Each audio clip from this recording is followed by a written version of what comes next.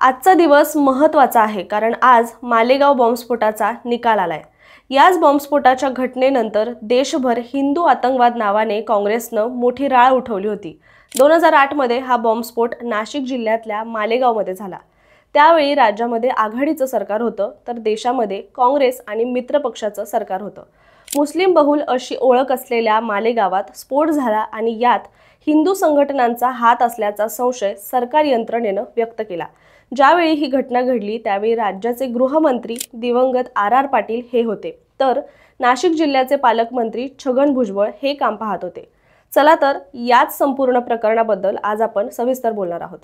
नमस्कार, मी रामेश्वरी आणि तुम्ही पाहताय कट टू कट। 17 वर्ष सुरू असलेला खटला, 7 हाय प्रोफाईल आरोपी, साक्षीदारांनी बदललेली साक्ष, तपास यंत्रणेमधले मतभेद आणि भगवा दहशतवाद या शब्दाला जन्म देणाऱ्या मालेगाव बॉम्बस्फोटाचा आज अखेर निकाल आलाय। 2008 साली रमजान महिना सुरू होता। मालेगाव शहरात नमाजासाठी मशिदींकडे जाणाऱ्या नागरिकांची वर्दळ होती आणि त्याच वेळी भिक्खू चौकात उभी असलेल्या एका दुचाकीत धमाका होतो। 29 सप्टेंबर 2008 रोजी मालेगावमध्ये रात्री 9:35 हा बॉम्बस्फोट झाला, ज्या धमाक्याने अख्खं मालेगाव हादरलं होतं।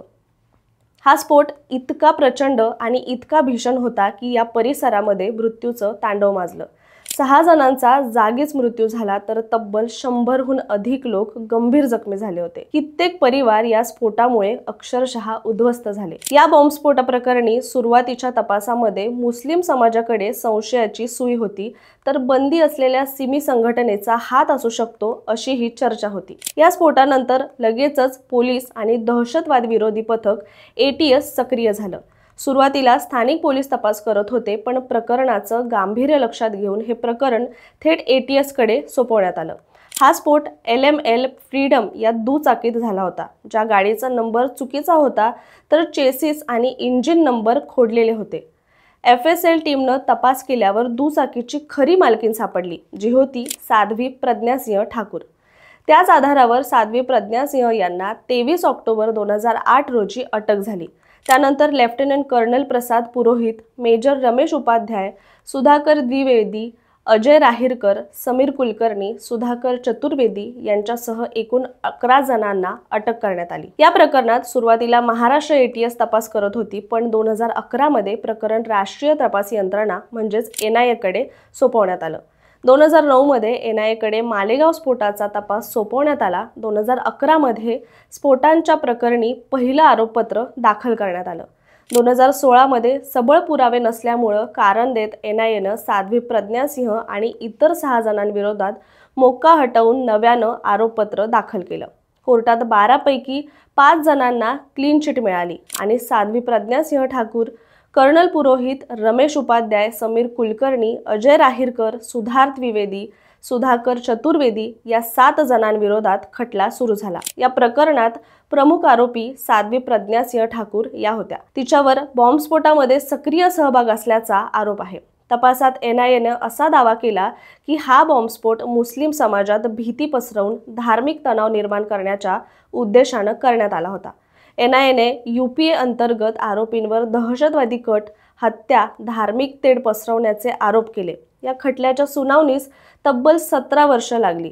सरकारी पक्षाने 323 साक्षीदारांचे जबाब नोंदवले, पण यातील 37 साक्षीदारांनी आपले जबाब फितूर केले, म्हणजेच 37 साक्षीदारांनी आपले जबाब नंतर बदलले। न्यायालयात अनेक साक्षीदारांनी कबूल केलं की त्यांच्याकडून जबरदस्तीने जबाब लिहून घेतले गेले होते। NIAनं सगळ्यात 7 आरोपींना मृत्यूदंड देण्याची मागणी कोर्टाकडे केली। तब्बल 17 वर्ष मालेगाव बॉम्बस्फोटाचा हा खटला सुरू आहे। तिकडे या स्फोटातले पीडित आजही न्यायालयाच्या प्रतीक्षेत होते। त्यांच्यापैकी एक आहेत 10 वर्षाच्या फरहीनला गमावलेले तिचे वडील।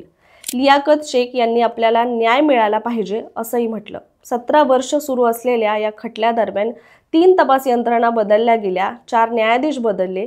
खटल्यादरम्यान 323 साक्षीदारांची साक्ष नोंदवण्यात आली, मात्र सुनावणी दरम्यान 40 साक्षीदारांनी आपली साक्ष बदलली।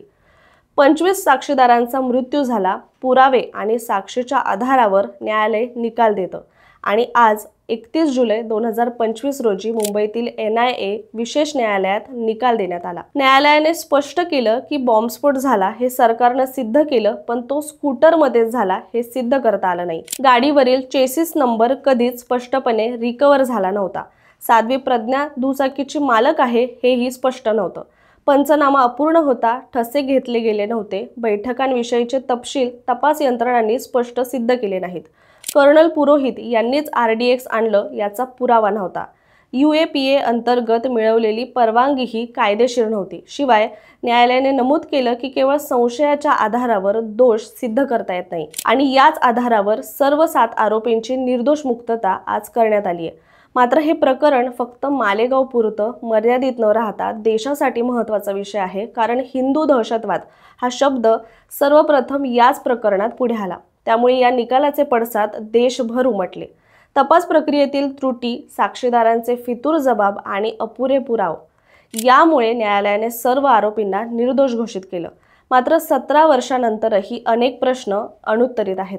जर हे संशयित आरोपी निर्दोष सुटले तर मग हा स्फोट कोणी घडवून आणला, यातले खरे आरोपी कोण होते याची उत्तरं जनतेला कधी मिळणार आणि कोण देणार असे प्रश्न उपस्थित होत आहेत।